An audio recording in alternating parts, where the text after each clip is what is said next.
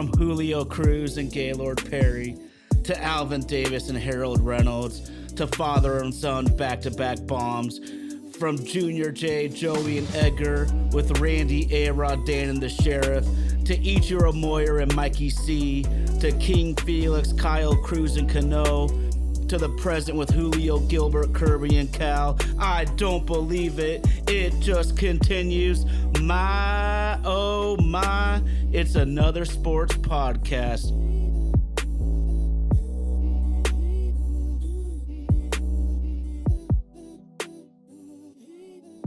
My, oh my, it's another sports podcast. And my, oh my, it's been a brutal couple of weeks for our beloved Seattle Mariners fans. Nonetheless, we still love this team. That's kind of how it rolls if you like the M's. But you know, we'll rep it from Nashville, Tennessee with our super producer, Indy, rocking the ones and twos, the brains behind this podcast, the man who handles all the business for us. You know that I be kicking it up here in Little Lake Stevens, Washington, 36 miles north of the stadiums. And of course, my man, who's cooler than the other side of the pillow, RG. What's up, bro? Say your attitude determines your latitude. Well, I'm high as a motherfucker, fly as a motherfucker. Still the motherfucker you love to hate, but can't because you like what I make. Now, ain't that about a bitch? And I'ma talk shit until we're out of hits. Kind of like the Mariners. But it's time to go to work. Special episode today. It's always a blessing to have someone who's been with us rocking since the beginning. Even when me and Tyler used to kick it on the corner, now we rocking My Oh My. It's another sports podcast brought to you by Vaden Podcast Services. I'm lucky when I get to meet like-minded people who think the same way, who love talking baseball, love talking sports. Here to bring that energy back for his second appearance on the format. Please give it up for friend of the program, rocking with us off of Bleacher Report, my man Jerry B6. What it do, baby? Let's go. Man, you in here like swimwear, dog. Man, so last week we were suffering, dog, and just kind of looking for answers and walking around looking lost. And it's another week, and I still don't have a whole lot of answers to give. I don't know what the hell we up there doing in Seattle. But that lead we've had is even smaller than it was. We barely hanging on to that magical number that Jerry spit out during his infamous press conference at the end of the year. It's getting tough and it's getting ugly up here, but you know, we're gonna stay true to the blue and try to hold it down as much as we can. Jerry, tell me what your thoughts are on how we've been performing and where we are over the last 2 weeks, man.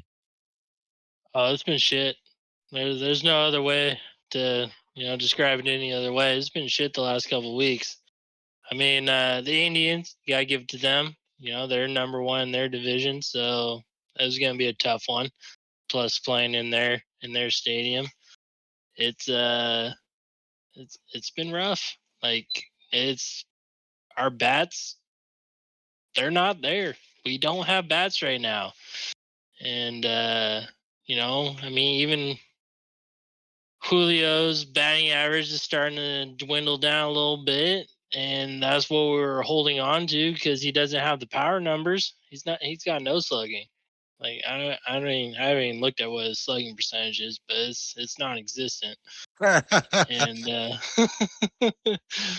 but yeah, it's been a humbling couple of weeks. Like, I mean, bless our souls for getting to where we were before this skid that we're on right now. But I'm just hoping this is our low point. You know, we've had a low point the last 2, 3, 4 years or whatever, and then we turned it around. And then we had our streak, you know, whether it was the 14, 15 game streak or the pairs of 8 game streaks. Like, hopefully this is the turning point, and hopefully this is the wake up call to the front office to let's make some real moves. You know, we need those real moves to come into play. Like, we need that Luis Castillo bat form move. Man, it was interesting getting to see him get up there and at least pretend to take a hack or two. Ty, man, what you think about what we've been out here doing the last 2 weeks, bro? Well, for starters, I couldn't agree with Jerry more on the Indians are a hell of a ball club. This is a team that might be able to take their shit to the World Series. And from my perspective, any good team wins 2 out of 3 games at home. That's what Cleveland did. All right, I'll give them their props. But then if I'm going to be lax on the road against good teams, you go to Florida, you play the Miami Marlins, you play the Tampa Bay Rays, you got to make it up. That's what you got to do. So we lose 2 out of 3 at Cleveland. We lose 2 out of 3 at Tampa Bay. We lose 2 out of 3 at Miami.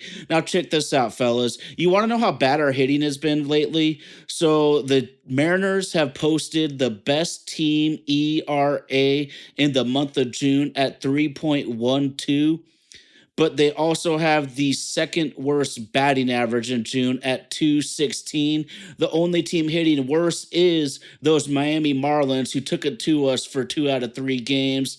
And then we come back home. Yeah, Minnesota's good, but this is where I stand. Good teams win 2 out of 3 at home. We are scuffling. We are struggling. And a lot of fans think it's so obvious. I'm baffled though. And the one thing I'm going to look at is I looked at it just before the show started because Mitch Garver has a career 801 OPS. That's really, really damn good. He's almost 150 points below his career OPS. Jorge Polanco, 770 career OPS. That's really good in itself also. He is almost 200 points below his career OPS. So, Jerry, I'm just baffled because whether we roll with unheard of dudes, whether we try to trade or sign proven guys, nothing is working right now. Yeah, I'm with you, man. I mean, you can go back a few years ago, trading for Adam Frazier. Like, I thought that was low key, amazing trade. Like, I thought that was gonna be phenomenal. Adam Frazier coming off of a all-star season, and he's a batting average type of dude, like contact guy. I thought he was gonna be phenomenal. Then pair him with Winker. Like, I I thought those were damn good moves. And then Gino. I mean, Gino was a throw-in, like contract eater, and he ended up playing really well. Like, if Winker and Frazier would have played up to the back of their baseball cards, both of them coming off of all-star seasons, like why wouldn't we have? Why wouldn't we have been contenders? I mean, I don't know what it is about coming to Seattle. Like, yeah, we make jokes about the Marine layer, but I don't know. Maybe there is some truth to it. The only thing I can think of is placebo effect. 'Cause, I mean, it's not like the other teams coming in here aren't hitting against us. Like, they're hitting homers. But yeah, it's mind blowing. It's baffling. I can't find words to describe or even figure out what is going on with why the guys we bring in who are supposed to be studs don't play. Teoscar, he's another one. He's having a phenomenal year right now. I mean, granted, yes, you put him in a lineup like the Dodgers lineup, he's protected, and but still, like, we saw flashes of Teoscar last year, and it's nothing what we got or what he's doing this year. Like, even in those flashes. Is it Adrian Beltre 2.0? Something. Man, I remember being excited about Adam Frazier. I was screaming that we should sign him, especially like you said, coming off that All-Star appearance. I thought that he could have definitely done more to help get us over the hump. Then you throw in Winker, and low key, 2 years ago, other than a man named Aaron Judge, Gino Suarez has the second most home runs in all of baseball over a 5-year span. So I was more than pumped, beyond pumped. And then, like you said, man, it's just something about when they get off the plane down there at SeaTac, They go over the crab pot, have one too many Dungeness crab, and then all of a sudden they forget how to play baseball, it seems like. But yeah, man, just like you said, if we can get if perform to what's on the back of your baseball card, then we'd be fine. And this week could have been a lot worse if it wasn't for our captain, Cal Raleigh, bailing us out twice, back-to-back games. Or we'd really be in here popping Tylenol, drinking beers, and having to hold each other up off the ledge. I want to give a shout out to the people rocking with us in the chat every week. As always, thank you for joining us live on Twitch and YouTube. Again, if you can't follow the live broadcast, you are able to download this show every Tuesday on whatever format you like to get your podcast from. My homie Tommy's asking, how serious is the Garver injury? I don't think there's an update on Garver's situation right now. I don't think we'll know. Hey, oh, RG, is there? Let me interject. According to CBS Sports, huge shout out to Tommy. According to CBS Sports, X-rays are negative.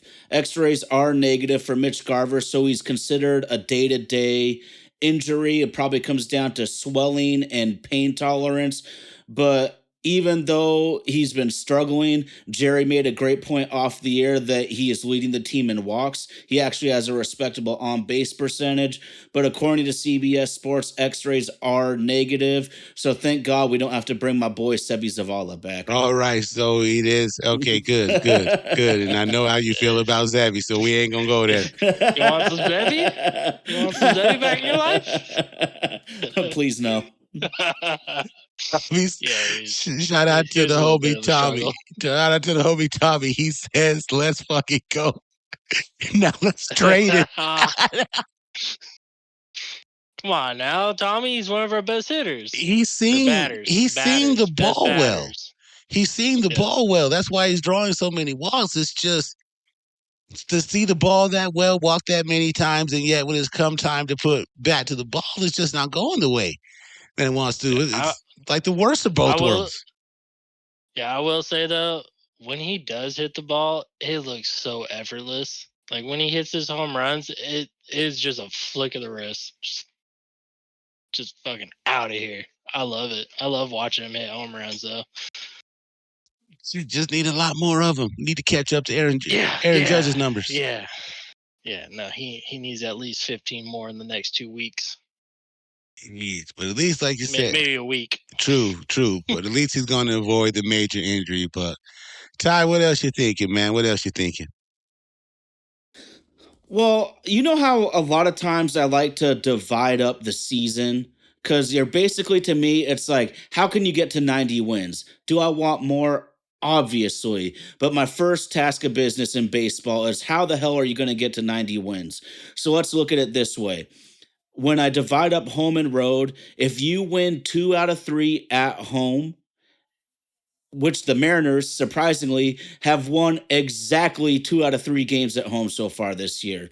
Then if you win 2 out of 3 at home, you only need to go 500 on the road, and that'll get you to 96 to 97 wins. 96, 97 wins, we would all be thrilled for us to get there. The problem is we're doing great at home, but we're only winning 43% of our road games, which makes it just puts so much pressure on your team to win at home. We have to find a way to win some of these road games. I know it's tough because our hitting sucks no matter where we're playing right now, it seems like. But we absolutely have to find a way to scratch out more road wins. And then, like I said, especially when you're playing some bottom dwellers in Florida. Like, come on, man. We got to get something done down there. I'm just looking at a little bit of the baseball rankings because I like to do this because the hitting across Major League Baseball is so overwhelmed for the most part. The Mariners are 27th in runs per game. We've struck out the most in the league, 25th in on-base percentage. We have the worst average in baseball, and we're 26th in OPS.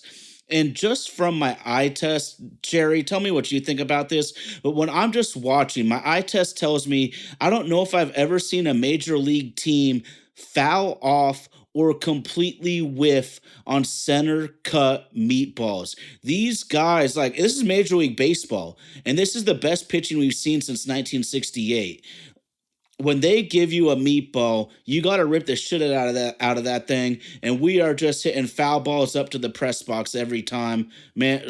We got to capitalize, and obviously, it is not happening. Yeah, I got no explanation for it. I was hoping all these problems were gonna go away with the exiting of the green box from Branch or Brant Brown. Yeah, Brant Brown.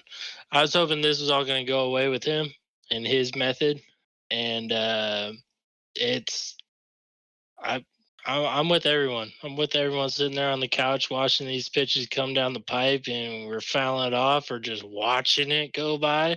And I'm like, why? Why? Square it up, swing at it, do something with it. Like, that is a gift. Take it and cash it in, please. And yeah, I don't know. I don't know what it is with our methodology or what our coaching is doing or offensive strategy going into the game. I mean, okay. I truly don't believe coaching has that much to do with our success or lack thereof success on the team as far as hitting goes. Like, when it comes down to it, it's the player in the box. He's up to bat against a pitcher, and it's up to him to make contact with his bat to the ball, like wherever the pitcher puts it. And so I don't know what's going on.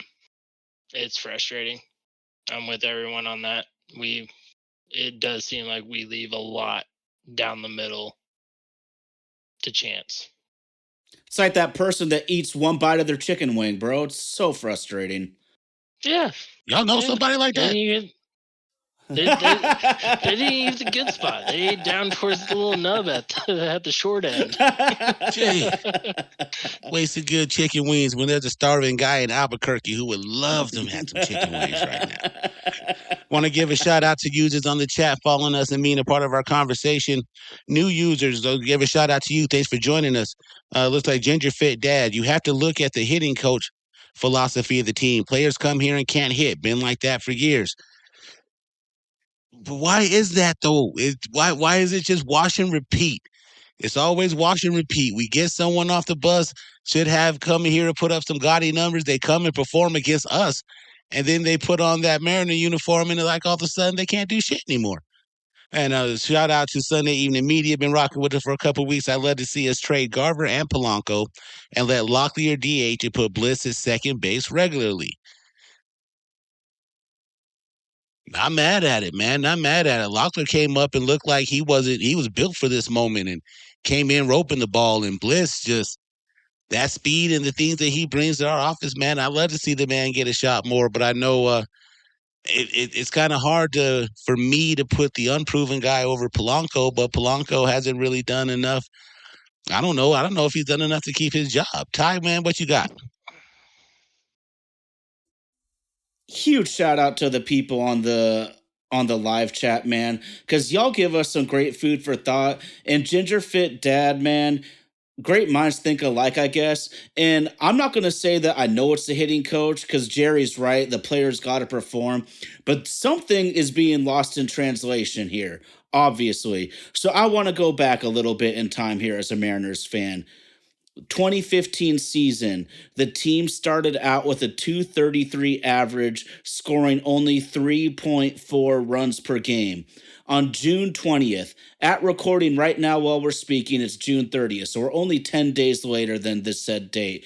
June 20th, they demoted the current hitting coach Howard Johnson, and they hired legendary Edgar Martinez for the job. And in the next 94 games, the team started hitting 260 with 4.6 runs per game. So an elite hitting coach can definitely make the difference. Now, there's a huge problem, though. So I decided to look at the list of all the hitting coaches in Major League Baseball. Guys, I recognize maybe 3 or 4 names. I only recognize 3 or 4 names because I want someone with the credentials, with the pelts on the wall, with all the stats and knowledge to back up an Edgar Martinez type of resume, that guy is not being a hitting coach in baseball right now.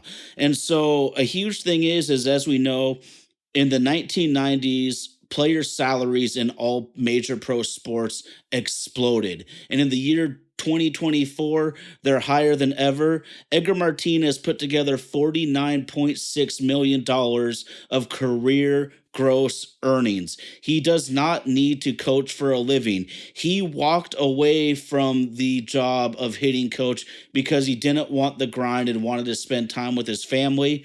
If I'm the Mariners organization, though, I am giving Edgar a godfather offer that he cannot refuse to come in and at least try to fix this thing, because the proof is in the pudding. When he came into the exact same lineup mid-season, the team improved their average by 27 points and the runs per game went up 1.2. I know a lot of fans have clamored to me about Ichiro.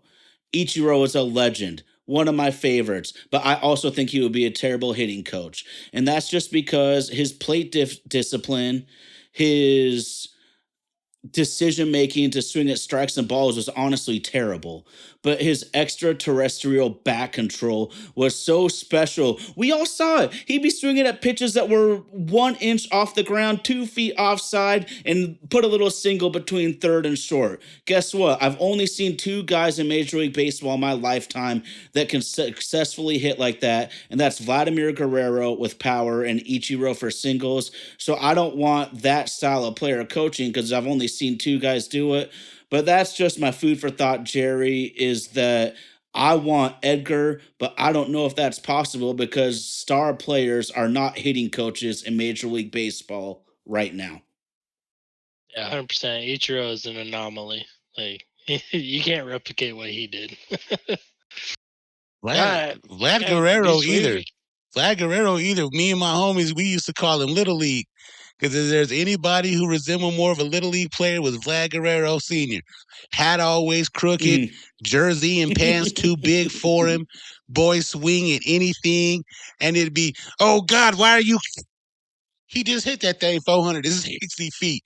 Like Vlad Guerrero Jr. and Ichiro, man, you can't. Yeah, you're absolutely right with those two. I wouldn't want them teaching anybody how to do shit. If it's like the old Baptist, like an old Baptist preacher, do as I say, don't do as I do. Because if you go up there and try to do that, you're just gonna make yourself look stupid. But yeah, man, they're just pure natural ability. Jeez, man. So I even took a look at, Mark McGwire was a hitting coach for a couple years, and I don't see him around. Barry Bonds was even a hitting consultant for someone. You don't even see him around. So it's definitely hard for some of those guys who have all their money and don't need the day-to-day stress. And again, just because they were able to do it and you were able to be taught how to do something, that just doesn't replicate the same and you being able to teach somebody else how to do it. Shout out to another user in the chat joining us, man. DJ Jimenez Jr. He throws up Bobby Avila for hitting coach. Man. I think he's talking about Bobby Ayala. Ayala Avila. I'm sitting here can't even read off my damn iPad. But again, thanks for joining us, DJ Jimenez Jr. Thanks for being a part of the conversation. Ginger Fit Dado, yeah. Vlad is probably the best bad ball hitter ever. I'm telling you, you could bounce it 3 feet in front of the plate and he's going to run up and Happy Gilmore that shit. Absolutely. Yeah. So let's then talk solutions then. If we can't get Edgar to come back and be the hitting coach, and we're going to have to rely on the staff that we have in place, is there anyone that we can go after? Or do we try to piece together? Do we need to go after Vlad Jr.?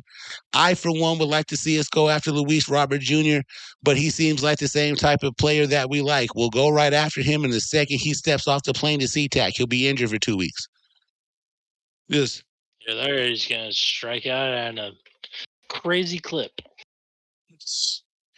Man, but we obviously need something. To me, it seems that we don't have enough as we're currently built.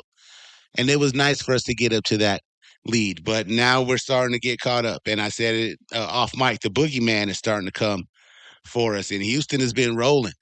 Houston has been rolling. I know that Mariners lifer said Houston's been balling and he ain't scared. That championship pedigree, dog, there's just something about it. You don't have to be scared to get your ass kicked. I can tell you that from as long as I've lived. You absolutely do not have to be scared to get your ass kicked. And we were talking about numbers earlier. Yeah, we're 28 and 14 at home, but we are 19 and 25 away from T-Mobile Park. And against teams that we should be smoking, sub 500 teams, we're only 21 and 25 against them. Like I said, we're leaving a lot of meat on the bone. We're not dominating the way that we should. Thank God we got out to that lead. But by the end of this week, if we don't do something good, Houston's going to have caught us. Houston's going to have caught us. Do we sit and wait for ownership to do something, or are the guys going to be able to figure this out?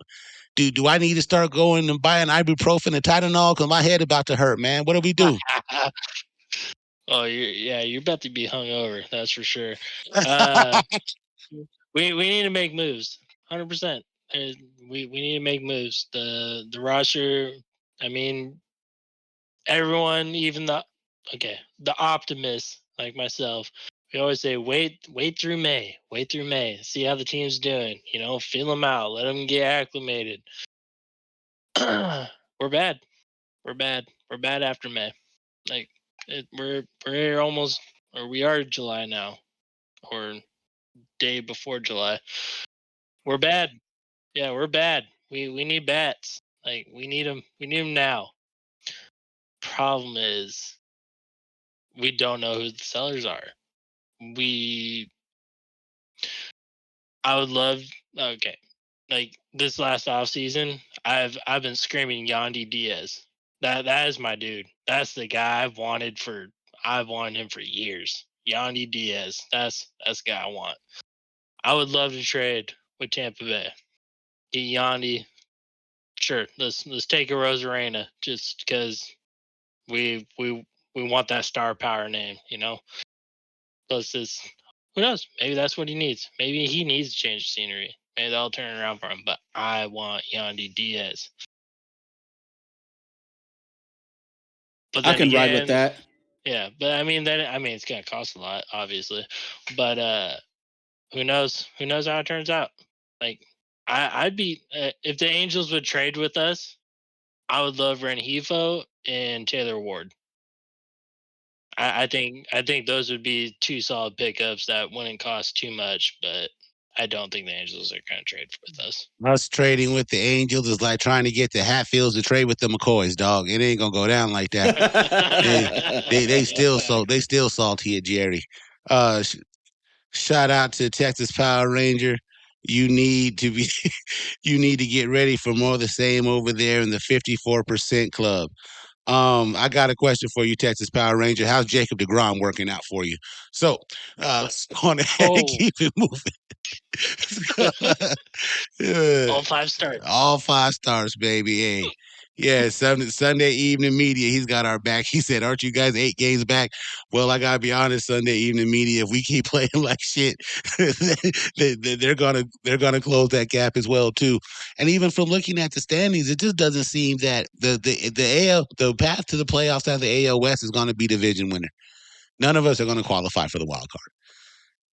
Yeah, so we definitely need to find a way to stay in this mix, and it's definitely going to get interesting around the way. So you threw out Yandy Diaz, you threw out a Rosarena. I would like to see Luis Roberts. The 2 players from the Angels, as good as they might fit with us, Jerry's not going to be able to make a deal with it.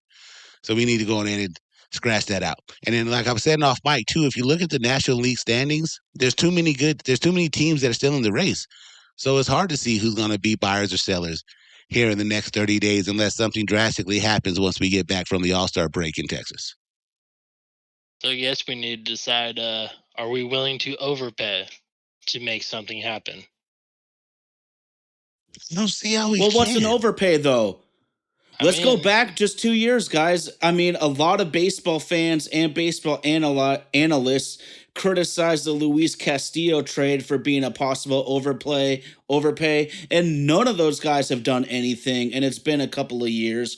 We'll see what happens with I can't even remember his name now because he's been suspended the entire season. Marte, Yeah, Novelby. there you go. Yep, there you go. Thank you. Um, so Bleacher Report just a day or two ago, very recently, put out their top 10 trade suggestions for teams that need to improve coming down the stretch. And they actually had maybe my favorite target, Brent Roker from the A's, going to Kansas City. They had Randy Arozarena coming to Seattle. But I just want to put this in perspective. To get Brent Roker, it would cost Kansas City their third, sixth, and ninth prospects in their system. I would do that in a second if I was the Mariners. And there's a couple of reasons here. And it's not just because I want this team to win, but I'm also looking to the future. Is I don't think there's any way in hell that we're going to be able to re-sign Logan Gilbert and George Kirby. Too expensive. That's about Too fair. expensive, man. Nola just got like 160 million guaranteed this offseason. Fast forward 2, 3, 4 years. Both of the Mariners pitchers are better than Nola, in my opinion. They could easily be scratching each 200 million guaranteed. The Seattle Mariners are not going to pay both those guys that top market dollar. So I figure go for it, man. You have these kind of guys at the front of the rotation that can win you short series, or else we can just try to be the 54% team and let all these prospects develop and kind of dip our toes in the water, but never actually dive into the swimming pool. We were promised by ownership that they would come out and spend money to get us to what we were going to do. Then we end up with the Root Sports fiasco. Then it's obvious that Jerry and Justin's hands were tied during the offseason and couldn't go do the things that they may have wanted to be able to do. And I'm all for team camaraderie. I think that Cal Raleigh's a great leader. I think that JP Crawford is good for a clubhouse. I'm not sure where we begin to then fix some of the problems that Julio is having. And he's smoking the ball. He's smoking the ball in some of his at bats. It just so happens he just happens to keep smoking it right into someone's glove. Just when is the turnaround going to happen for him? And then he goes to putting up numbers. But I'm telling you, right now, it looks like 206, 8 home runs, and 20 RBIs is par for the course to be a Mariner right now. And I just don't think that that's going to get it done as we get ready to enter into July and then start the battle after we all come back from Texas in a couple of weeks. But the only thing that I know for sure I can do is pick up my phone every day, 5 times a day, and vote for Cal to make the All-Star team because that dude's playing out of his fucking mind. And again, if it wasn't for 2 of his heroics again this week, that lead might be 1.5 against Houston. Well, come on, man. Just something has to give. Something has to give. Jerry, what else you think, bro? You're on it, man. I mean, something's got to give, and if it weren't for Cal, we'd probably not be Mariners fans right now. Like this last week would have derailed everything that we had going for us. But I see was it Tommy over here in the chat. I kind of like where his head's at. I mean, sign the arms and try and get the bats to come through the farm. Like, I mean, based on our rankings and our young guys, it looks like we do have some very promising bats coming up. Unfortunately, it's not this year. And unfortunately, this year, it feels like it was the perfect year for us to just run away with the division, and we're blowing it. Definitely starting to fall back to earth. Mm-hmm. Still a lot of baseball to be played. So we're not hitting the panic button. We're not giving up hope. I don't know about you. I'm true to the blue, 10 toes down. I've lived through a lot worse. As a Mariner fan. So this ain't no new shit to me. This is just what we're going to have to suffer through in order to be able to get to where we want. If you thought this was going to be easy, you were out of your fucking mind. Nothing easy happens to those boys in Seattle. Even 2001, the easiest year that there's ever been to be a Mariner fan, ended in disappointment. So again, just stay locked in, stay cheering, stay by your TV. We'll see what they got for us as we come to move forward, man. Ty, I know you itching. over there, bro. What you got for me? Well, Just another huge shout out to everyone on the chat line, man, because y'all get my brain rolling out here, and I absolutely love it.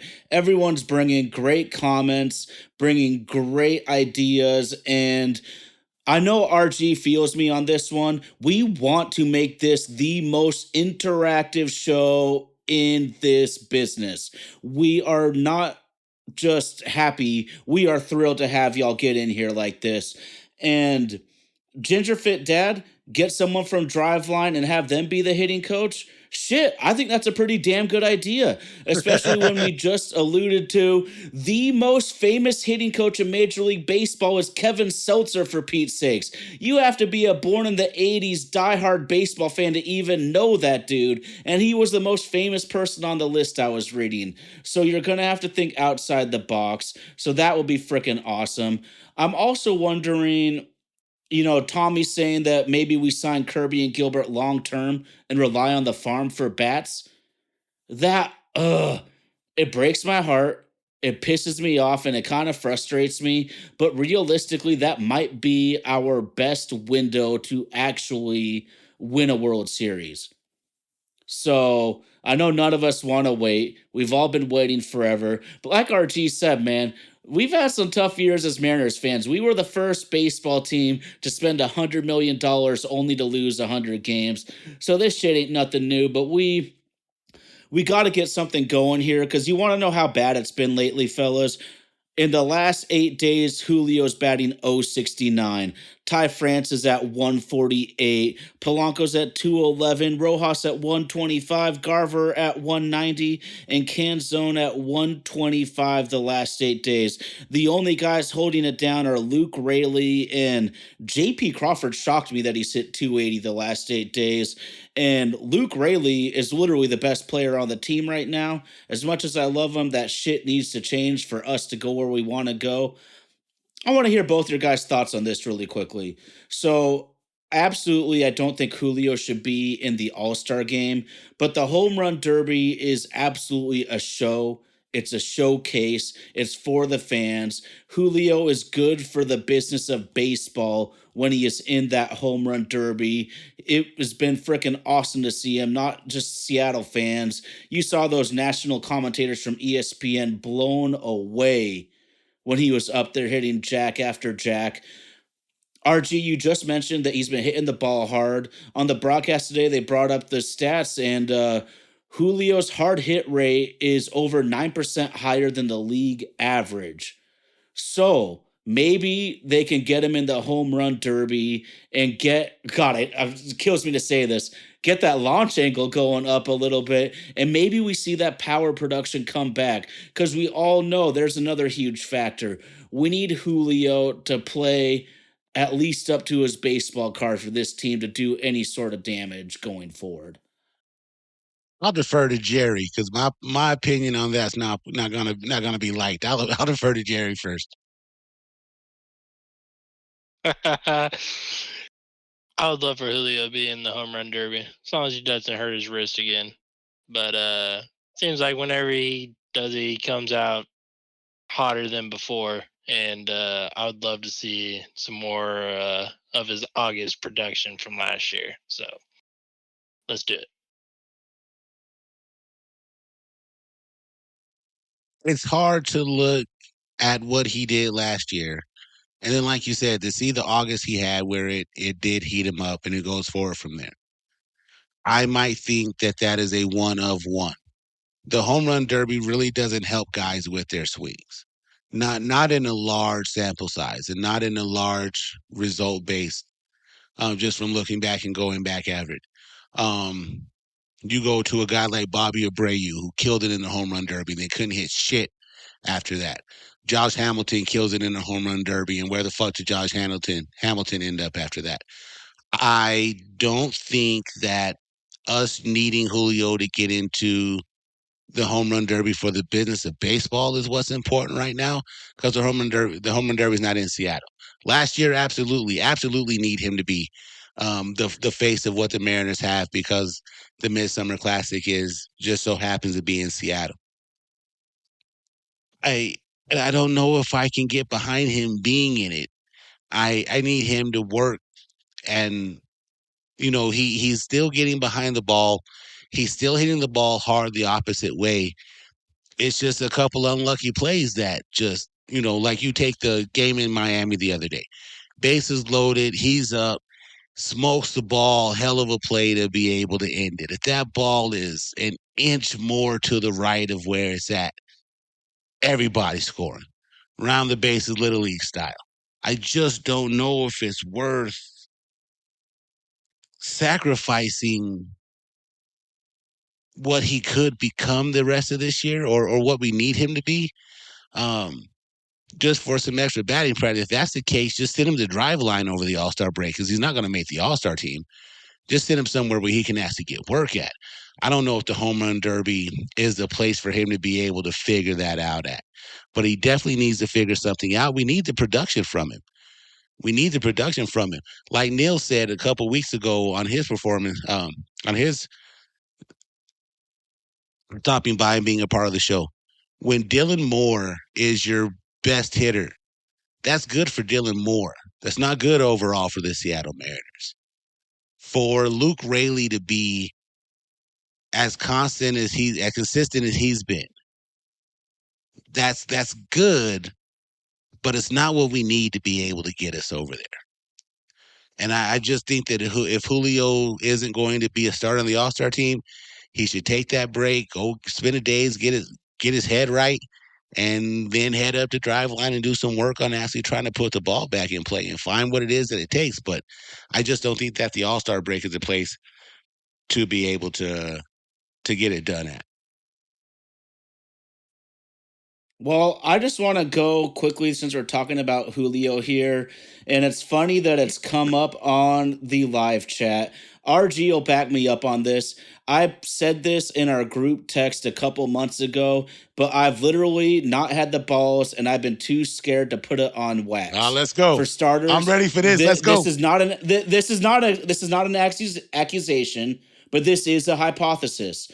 Now we know Novelvi Marte and Julio Rodriguez were really tight friends in the Mariners minor league system. Really tight friends. We know Noelvi Marte got popped for steroids this offseason and is serving an 80-game suspension for getting popped. Julio, we've seen an obvious power outage this year. Could it be that his best friend in baseball got popped and he decided he needed to get away from the juice? I'm not talking shit, but let's be real about it. There's a great book called Stealing Lives, an excellent book called Stealing Lives, and a lot of its basis is about young Dominican teenagers juicing up as teens. And if you make it as far as Cano or Cruz, if you stop, are you going to be a good baseball player anymore? Because your trainers have been having you do this since you were a teenager. Both those guys, I'm not spreading rumors. They were both, found guilty by Major League Baseball and served lengthy suspensions. And this is just my hypothesis. I see Mariners lifer and Tommy are getting at it a little bit. Am I tripping? Possibly. But I want to say, Tommy, RG will back me up. I had this hypothesis a couple months ago, and I want to repeat, this is not an accusation, but this is a hypothesis. The thing is, though, is we all saw Barry Bonds go from a 40 stolen base body type to looking like frickin' the Green Hulk monster looking dude. And Julio looks jacked up as ever. So there's no body change that would signify that. This is just me connecting the dots. And am I saying this is true? No. Is it plausible? Is it possible? Yeah, it is.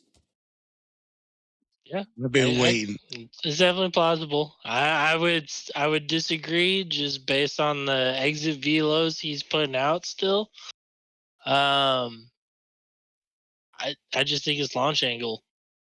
He's not connecting the ball where he needs to connect it, and whether it's timing because he's out in front and rolling over on it, like a couple of his hits today are just hard chopping grounders, or that last one, that line drive to the right side, that thing was smoked just right at the dude. I mean, I think it's just launch angles. But Second I- baseman made a fantastic player. He's the hero. yeah, I'm not saying it's not plausible whatsoever, because clearly there's something in the water in the DR. Well, bring it to the water in Seattle, damn it. I don't care. I don't care. I don't care, man.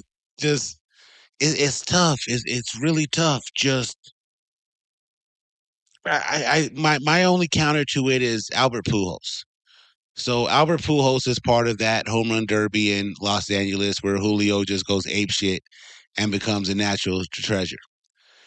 Albert Pujols after that went back to his old style of training and doing a batting technique called King of the Hill, where you're standing on top of the pitching mound trying to keep your balance while you're taking batting practice. And the idea is to still stay on top of the ball, but using your body more to do that instead of the launch angle. And then Pujols went ape shit and got to the home run number that we all expected him to get to. Just it seemed like overnight. And he stopped trying to go after launch angle and went back to just hitting the baseball, and it worked for him.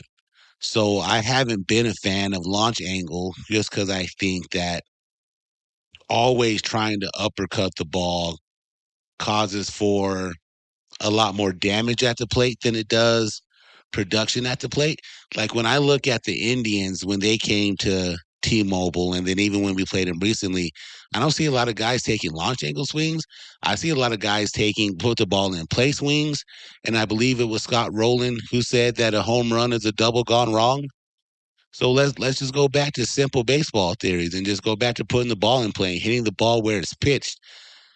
Yeah, home runs are pretty and they make the ESPN highlights, but I would much rather have a bunch of guys on the team going 2 for 4 with base hits every day than having a month with 65 home runs. I mean 60 home runs like the Orioles just had. Yeah. As long as we're hitting as long as we're hitting the ball and moving guys over, we're gonna get runs. Yeah, do exactly what you're saying. I feel like that's what Julio is trying to do. I feel like he is trying to make solid contact of putting the ball in play and not a blue pop up. I think you're hitting the nail on the head right there with what Julio is trying to do. Yeah, Ginger, fit dad. Julio isn't pulling the ball. That's his problem. You can only get so much launch angle opposite field. I just think he just needs to go back to hitting the ball where it's pitched and trying to put the ball in play. The rest of it'll all work out. Power comes. Anti Mark McGwire. It takes patience for power. Would hate to see him have to go down that road to do something drastic to try to get the power back, because that's how people get caught and things get fucked up. But again, it's tough to be in his position. It's tough to have the weight of that contract and the eyes on you and do all of that at such a young age, be slumping, team needs you to come up, people are screaming, your boy gets popped for roids. Just he's in a tough thing to navigate. But I just think if he just keeps trying to put the ball in play and stop trying to uppercut everything out of the yard, eventually that swing will figure itself out. I mean, he's a gifted ball player. But again, what do I know? I'm just a fan. That we are. Absolutely. Ty, I see them wheels spinning, dog. Let's go. Oh, there's just so much good shit going on, man. The hamster wheel is going so fast. I need to try to slow this thing down. And I mean, you're right too. And I keep going back to that. This is the most dominant pitching era since 1968. And Bob Gibson was so great they lowered the mound that very next off season. And so this is where I agree with RG more that I know it's in the most simple form, but one of the first things they're taught in baseball is short to and through. Short to and through. Because the most important part is to get the sweet spot. You can swing as hard as you possibly can, and if you don't get the sweet spot, it really doesn't mean a damn. So this is where the super advanced analytics might be fucking with his swing a little bit. Because all these guys are trying so hard, at least a lot of them, for that crazy bat speed. And obviously, you need great bat speed to catch up with high 90s heat. But I mean, when you're falling over yourself, when you seem a little out of control, when it looks like you're trying too hard, and then the other huge elephant in the room to me is where's the protection? We are telling a 23-year-old that you need to carry our lineup to a World Series right now. And obviously, that plan is not working. Now, there's a ton of players underperforming. If the Mariners, as an organization, they come up and tell me, hey, Ty, you're tripping, man. Julio's not by himself. If Jorge, if both Mitches, if JP, if Ty France, if all these guys were hitting their batting card, we wouldn't be talking anything about this right now. We'd be talking about the Mariners, one of the best teams in baseball. Not all of us fans being like, can we get anybody that can hit 270? Because there isn't anyone on the team over that number right now. And I just want to go way back because someone on the live chat mentioned Ryan Bliss, getting him back in there. What's our leash on Jorge Polanco? Because Bliss is obviously a massively better fielder. He brings a ton more speed. And I'm going to go back to a game a month or two ago. I can't even remember who it was against, but we're down by a run or two. We know our hitting's struggling. Speed kills, and speed really enhances a bad lineup. Julio hits a little dribbler. The third baseman rushes his throw, throws it into right field. We have Clase on Bliss on. Every single guy sprinting around the bases looking like T-ball. They're rounding so many bases on one air. But this is where, if you can't hit, let's put some speed in there and at least try to figure out different ways to score runs because it's not working right now, clearly. I love me some. I love me some Jonathan Clase, baby. It's since that fucking speed show he put on in spring training, man. I've been a fan of him and Bliss as well too. Just we're not getting production from anyone in the lineup that's not named Cal or Luke Riley right now. And that's just unfortunate. I mean, Victor Robles, you could look at his baseball card, and that's just like a typical Mariner signing, and he really hasn't. I mean, he's done what he is. He's brought to the table what he is, but what he is isn't enough to get us over the hump. I think that all options should be looked at. I think that there should be heavy discussions going on right now on who's protected, who's not, who can we move forward with. I wouldn't mind seeing some moves be made. And the one thing that as we move forward is even in the next season is going to start to trip me a little bit. Cal's up. Cal's gonna be up soon. And Cal's a Boris agent. That ain't gonna be friendly. Especially if he's carrying us the way that he is. So now is the time. Like, we need to strike while the iron's hot, but again, how long is the short? How long is the leash on Polanco? When do we look at seeing what we could maybe get out of a Mitch and Polanco? We're gonna have to lose an arm. We're not gonna be able to make any type of move without doing something to our pitching staff. So who becomes expendable on the pitching staff? Just it seems like we're so close and yet still so far away, and trying to bandage this thing together and more of these reclamation projects where we hope someone can get back to their form for 2-3 years ago just isn't seeming to work out for us. We could be pissing away a golden opportunity to be able to make some noise here, and I just really hope that that's not the case. Yep, I agree with all that. I think, I mean, yeah, they're going to give Polanco every shot he can have coming back from injury and, all the capital they gave up in trading him. I hope his leash is short. I hope he has till the end of the deadline. And I hope he figures it out or a move is made because I love Bliss. I love Bliss. I love Clase. Like them back to back on the bases. That's a good time. That was fun to watch. And Bliss, he's fun to watch on defense. Clase, he's fun to watch in the outfield. And him and Julio side by side, there's not a ball getting dropped between the two of them. Clase is bad. I mean, yeah, it was wasn't really translating at first, so he still needs time to develop that. But I feel like Bliss is there.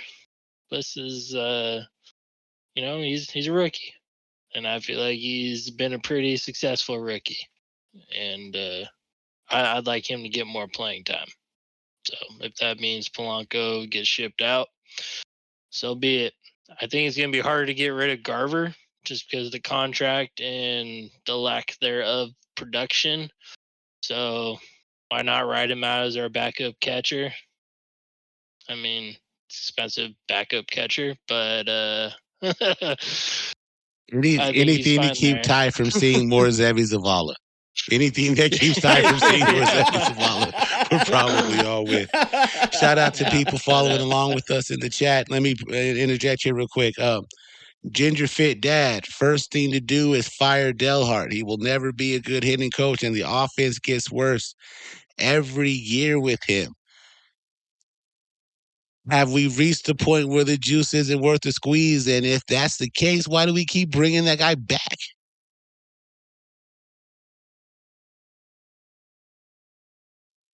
Garver just looks like he doesn't give a damn. Frustrating.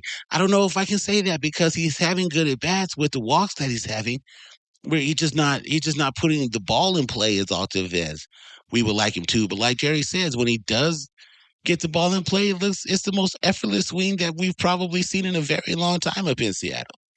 Just some issues are just, oh man, just it's either everything at once or nothing at all. It seems like it's man, Jerry, man, what else you think about where we stand, man? If we do have to come up and someone has to be on the chopping block, which arm are you going to be okay with? Even if it doesn't make you okay and it makes you uncomfortable, like I said, I just don't see us being able to make a move for anybody without getting rid of an arm, especially not an impact player. What do you think? Because it depends. I mean, at this point, I kind of would be okay with dealing Castillo. I know it's not a super favorable contract to get rid of. It might not get the best return, but if it could get a favorable bat, probably him. Other than that, the favorable contract pitchers, probably Miller. I mean, I don't think we're going to get anything for Wu just because of his injury stints this year. Unless we could sell someone on the potential, because obviously he's shown when he's healthy, he's dominant. But probably Miller would be the one I'd be easiest with letting go of, and then hardest probably Kirby. I don't want to get rid of Gilbert. I really don't want to get rid of Gilbert. I'm a LOG, the OG fan, man. I think that guy's our ace. Just going back here to the chat real quick. Mariners Lifer says, I don't know about you guys, but I don't like a DH that is always looking to walk. I don't think that he's always looking to walk. I think he's just dancing with what brought him to the dance right now. And in order to be able to get himself out of his slump, his eye at the plate seems to be helping him. So I don't think that he's constantly looking just to be able to walk, but it's serious being able to help him get on base. Ginger Fit Dad, I don't think we need to get rid of an arm. We just have to be okay with losing Emerson or Young. Interesting point. I'm not against it. I'm not against it. I just don't see how it could happen. But again, it's not up to me to make that decision. Mariners Lifer, losing any of our 5 starters is an L. Jerry, what you got, man? No, I'm 100% there. Like, if we can do anything without getting rid of pitching, I'm okay with it. I mean, maybe Emerson or Logan Evans, that area, fine.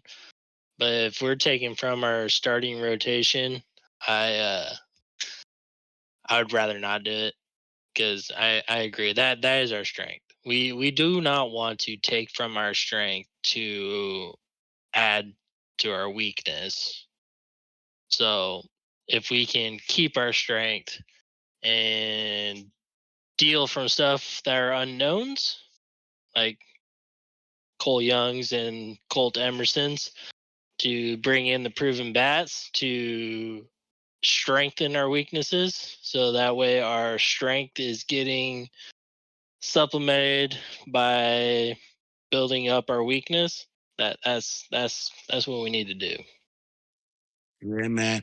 I always use the Christopher Rizzo quote on this show that prospects are suspect until they actually get on a major league field and actually perform.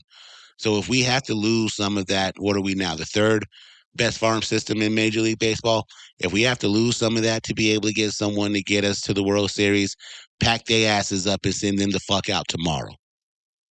I'm okay with that. I don't want to see us lose anyone off of our starting pitching staff. If we do, for me, I'd be okay with Miller. Um, I think that guy does have a lot of potential for it.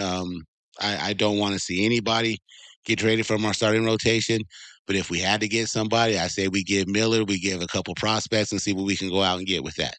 Maybe add Polanco to the deal if he's movable in any way. Maybe add a Mitch to the deal if he's movable in any way. But we got to do something, man. We're just not going to get it done the way that we're currently constructing. Yeah, I hear you. So when you're talking about tradable assets there, RG, I think the Mitches are both basically untradeable right now. Jerry referenced that Mitch Garver has 11 or 12 million dollars guaranteed next year. Mitch Haniger has like a 17 million dollar player option next year. Both Mitches are basically untradeable unless you want to offer premier prospects just for another team to take that money. That doesn't seem to make sense to me right now. You said Jorge Polanco. I think he actually is a tradable asset just because he has a $13 million team option next year. So a team that's looking to rebuild, reset, and cut some payroll. We talked about this before. We see it in the NBA all the time, where a rebuilding team will just trade for an expiring contract. All right, yeah, we'll take that, dude. I mean, we just want to shed our payroll. We want to open up flexibility. So that's a great option right there. And then I'm with you. Trade prospects. I mean, more often than not, the guy is going to turn into Jose Cruz Jr., not Alex Rodriguez. More often than not, that guy is going to turn into Dominic Canzone and not Kyle Tucker. Now, I know it's risky. I know it's playing a little bit of a gamble game, but a proven major leaguer is way less risk than a prospect, and even the top ranked prospects will fail 50% of the time in baseball. It's that difficult of a sport at the very, very highest level in the major leagues because we don't want to trade our starting pitching, and we can't just always expect teams aren't going to do video game trades. I always say we can't just give you a pile of expensive players batting below 200 and expect to get some quality stud difference maker in return. Is Canzone tradable, Mariners lifer? I think he is tradable, but do we want to trade him? Now, here's the thing. He would be a great piece to throw in if we got a Ty O'Neill or a Brent Roker. Those are two guys I am super high on the Mariners trading for because they're both corner outfielders. So you take away a spot there. Julio's not going anywhere. Luke Raley has earned every single at bat he's going to get this year.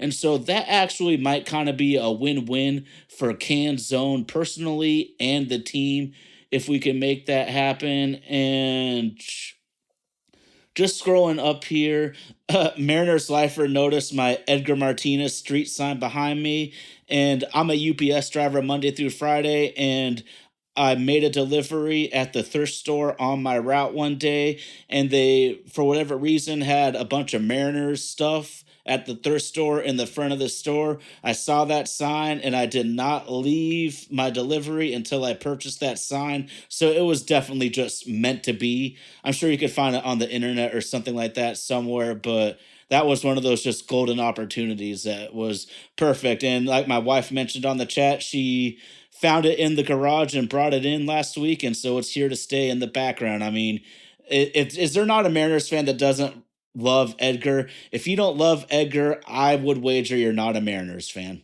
Not a real one. Edgar, Griffey, Jay Buhner. You don't rock with them kick rocks. Uh, Now, so just some food for thought. Um, Ginger Fit Dad, Roker would just be a permanent DH because his fielding is really bad. Ty, stand up for your boy. Well, I think that makes sense on totality just when I look at the stats because you see the A's play, but it's hard to really follow an outfielder's play unless you see them every day because he's at a 1.8 WAR, but his hitting statistics are phenomenal. He always kicks our ass when we play. He's on one of the shittiest teams in baseball at 264 with 15 home runs. He also has a freaking OPS of 856 and an OPS plus of 147. Oh my lord. Even if he sucks in the field, I would take him in left field over most of who we've been throwing out there lately. And if he's a permanent DH, that's fine by me. To me, we're that desperate for hitting. And you guys have both said it. We're missing a golden opportunity here. This is literally the best pitching staff this franchise has ever put together. It's probably the best starting pitching staff in all of baseball. If they weren't that great, we would be cellar dwellers wondering about who are we going to trade in terms of veterans to acquire prospects. So if you want someone a little more well-rounded then Ty O'Neill is your guy. And I think he makes sense from the ownership side too. It sucks for baseball ops because Tyler O'Neill will be a rental. He's an upcoming free agent. But the dude has freaking 16 home runs, an 876 OPS, and has won 2 gold gloves in his career. So I think he's like a $5 or $6 million player this year. Halfway through the season, ownership, you only have to pay $2.5 million for a dude that might be able to be a difference maker for the ball club. So Roker and Ty O'Neill are at the top of my list. There's several Devil Rays that I really like also, and because they might be selling, and they're a poor team. The Mariners I would consider lower middle class. Mariners are a lower middle class team, but we can still try to rip some shit away from the hearts of some poor teams, and that's what I'm hoping we do here. And you're right, Jerry. I'm nervous about Yandy Diaz because his stats have gone down a little bit this year. But I mean, he's a guy that's had like a 400 on base percentage in the last couple years. Is there a Mariner that's even in that galaxy for reaching base? Isaac Paredes, Randy Arozarena's stats might suck on totality this year, but he's been on fire in the month of June apparently. And Ahmed Rosario, that's the other guy. He doesn't hit for power, but like RG was saying, maybe, and you were saying also, Jerry, can we get a bunch of guys that can just hit? At this point, honestly, fellas, I don't give a shit if he's a power hitter or an Ichiro slap hitter. We just need frickin' guys that get on base and can manufacture some damn runs one way or the other. Just because we're fans of baseball and Texas Power Ranger happen to be rocking with us tonight, I'm gonna throw you a bone. I won't ever do this again. Well, I will just because I like baseball overall in general. But we do need to get a shout out to Rangers rookie Wyatt Langford, homered in the 8th to complete the first cycle this year in Major League Baseball. For a rookie to be able to come in and do something like that, dog, I guess it's pretty impressive. Of course, it has to be someone in the AL West who we're competing against. Texas Power Rangers, you probably is having fun somewhere cheering for it. It's good to see things like that in baseball. Just brings more fans to the game, gives us more talking points to talk about. Yeah, man. Shout out to you, Mr. Wyatt. Hope you have a good night, and hope the Rangers continue to suck from here on out. Ginger's Fit Dad says, I take Jazz Chisholm or De La Cruz too from the Marlins. Oh man.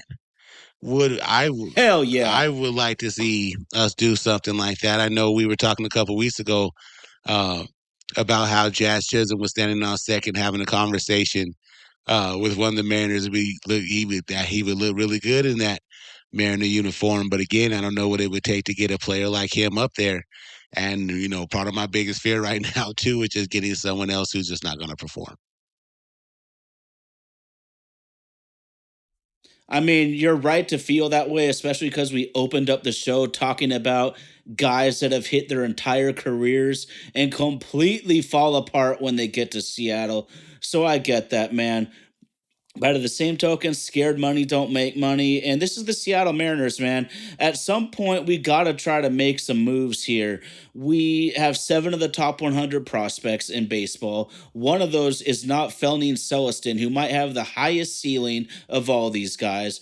Like, 2, 3, 4 of these guys are freaking shortstops. J.P. Crawford is not a free agent till 2027. And so, yeah, in a perfect world, one of these shortstops like Colt or Young or any of these guys, maybe they come up, they push JP to second base for his last couple years in his early 30s, and everything's beautiful. But what I'm saying is there's a roadblock. And when there's guys being blocked, that's great opportunities to trade them as a win-win because, okay, we can trade. I can't remember. Caballero. We talked about this a few weeks ago. The organization knowing they had Ryan Bliss. So Caballero is now expendable because we have Ryan Bliss behind him, plus Young, Emerson, etc., even higher ceiling guys behind Bliss. So now we can move Caballero, bring in a solid corner outfielder in Luke Raley, and when you have blocked guys, that's when you make the moves to improve in other areas. I couldn't agree more from Ginger Fit Dad, Jazz Chisholm. I'm a big fan of 10 home runs, a 756 OPS.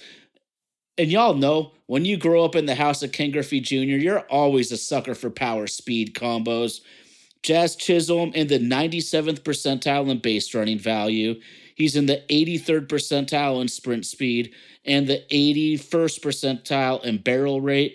This is an all-around baseball player on a shitty team who has positional versatility. Lord knows that feels like we have 800 guys that play that kind of way, but we need to get in where you fit in. If you can hit and then also play multiple positions, just makes it easier to try to figure out this lineup. And before I toss it back to y'all, I actually want to give a shout out to Scott Servais because what he's trying to do is extremely difficult. He gets criticized because he's changing the lineup all the time, but you have to try to change the lineup when your guys can't hit a damn. I'm as big a Lou Piniella fan as there is, but his job was vastly easier than Scott Servais's right now. Those lineups, I remember Lou Piniella when Ken Griffey Jr. got inducted to the Hall of Fame. I saw a great interview with Lou, and his quote was, "It was really easy for me to just pen in Ken Griffey Jr. as my third hitter every day." And you have Junior, you have Edgar, you have Buhner, you have Tino, you have Ichiro, you have Olerud, you have Brett Boone looking like the Incredible Hulk with maybe the greatest offensive season a second baseman's ever had. So shout out to Scott Servais because is he perfect? Absolutely not. But he has a mess of a lineup to try to figure out every single night. I'm with you on that. Absolutely, absolutely. Well, let's shift gears, talk about moving forward, man. Can't do anything about the way that this week's gone. We definitely let Texas and Houston gain some ground on us. Fell kind of back a little bit in run differential, but we just got to move forward. It's a new month here in 5 hours, 6, 7 hours, depending on what time zone you're following us from. So let's take a little bit of a leap forward and talk about July a little bit. We do have the Baltimore Orioles coming in, and it looks like we're going to send our boy George Kirby to the hill on Tuesday. Orioles are going to counter with Grayson Rodriguez. Grayson Rodriguez is 93 with a 3.72 ERA overall, but in his last 3 appearances, he has an ERA of 5.21, has given up 21 hits, 18 strikeouts, and 3 walks. If there's a pitcher on their staff that we might be able to have a get-right game against, it looks like Mr. Rodriguez over his last 3 starts may be a perfect candidate for that unless it's time for him to have a get-right game against us. How do you foresee some of this series against the Orioles going? I know Gunnar Henderson hates us and just does nothing but hit bombs against us. He also announced that he's going to the home run derby.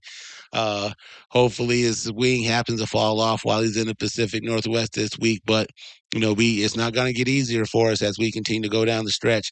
Do you see us being able to have any type of productivity against the Orioles this week, Jerry? I think we'll be lucky if we get one win against these guys based on how we're hitting. But ideally, we want two. So I'm going to say we're going to get two because we're at home versus being Camden Yards. So hopefully that plays to our advantage with our pitching because our pitching plays the contact, and hopefully a lot of those Gunnar Henderson fly balls stay in the yard. But yeah, it's gonna be a tough matchup. We're gonna need to rely on our pitching more than anything. That's for sure. And hopefully we can scrape out a few runs each game. Absolutely, absolutely. We're going to have Kirby on the mound Tuesday, the LOG, the OG, Logan Gilbert on the hill on Wednesday. Kirby, in his last outing against him, didn't really fare so well.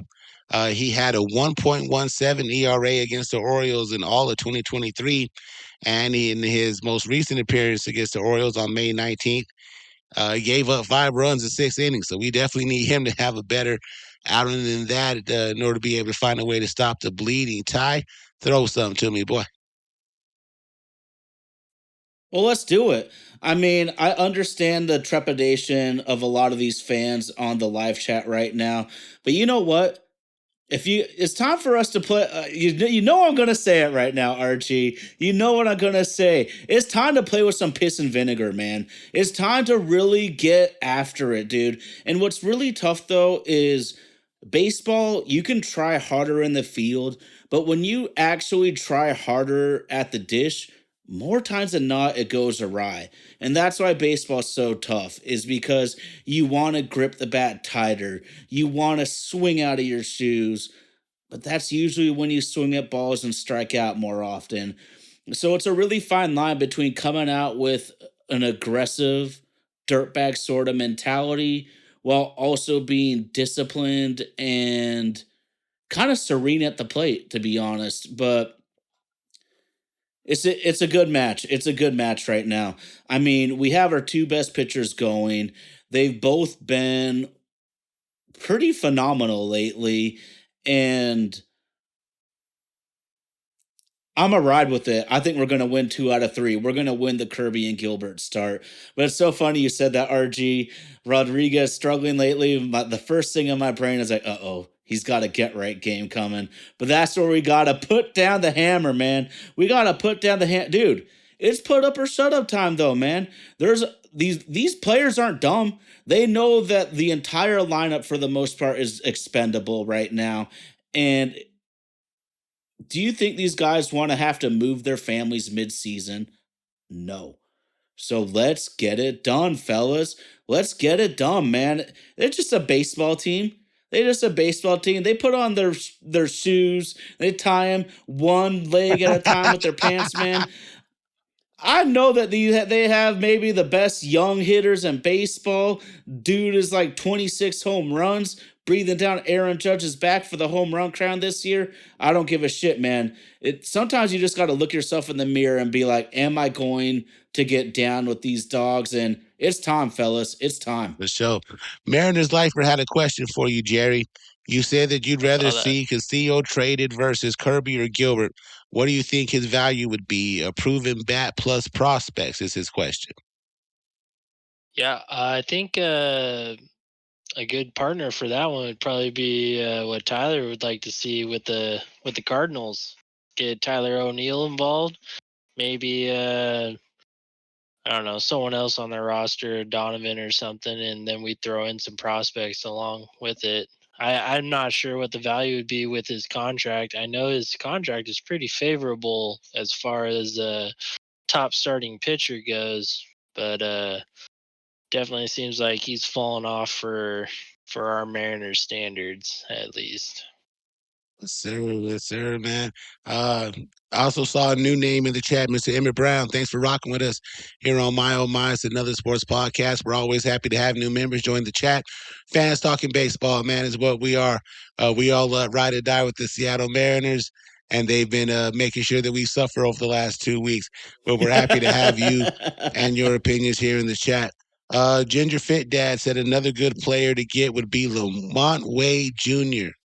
Any thoughts on Lamont Wade Jr.? I believe he's a Giant, right? I'm unfamiliar. Man, I'd be lying if I say I watch a lot of Giants baseball lately. That's for sure. Well, let's see if we can find him here in the technology machine. Here. Lamont Wade Jr., what you got for us? Well, while RG's looking at that right now, I just want to piggyback for Jerry and trading Castillo. I think that I still think Luis Castillo actually has a pretty significant amount of trade value, to be honest. But the problem is the only teams that would want him would be winning teams.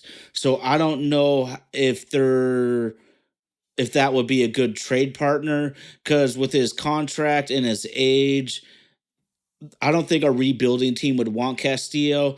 But man, don't make me say it. I'm sure that the New York Yankees would love to have him. Shit, I totally forgot. The New York Yankees were hella pissed at the Mariners 2 years ago when we were the ones that acquired Castillo, because the Yankees were after his ass hard at that time. So I don't know how likely, but I still think Castillo has significant value, just only to a winning team. And shit, if the Mariners completely fall apart, dude, before the trade deadline and we somehow plummet, end up below 500, that might be a really good trade piece, but I sure as shit hope that it doesn't go that route. All right, I got some information on Mr. Lamont Wade Jr. for you. In 138 at bats this year, 45 hits, and is currently hitting 326. But again, that's only in 135 at bats this year.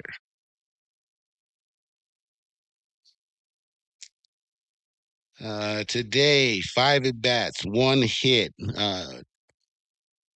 versus the Dodgers. First baseman. I don't know if that's the guy that we go after. I don't know if that's the guy that we go after. If he had more of a sample size with more at bats this year and was hitting 326, be all over something like him. Be all over him. But yeah, he just really hasn't done enough. And again, just for my liking, I'll never tell anybody they're wrong in their opinion. We're all entitled to our own. I just don't want us to go after any more of these guys who were good 2-3 years ago and then hoping they can find a way to turn the corner when they get here, i.e., Luis Reyes, who we signed. Mm-hmm. Shout out to Emmett Brown dropping some knowledge and questions out here for everyone on the live chat.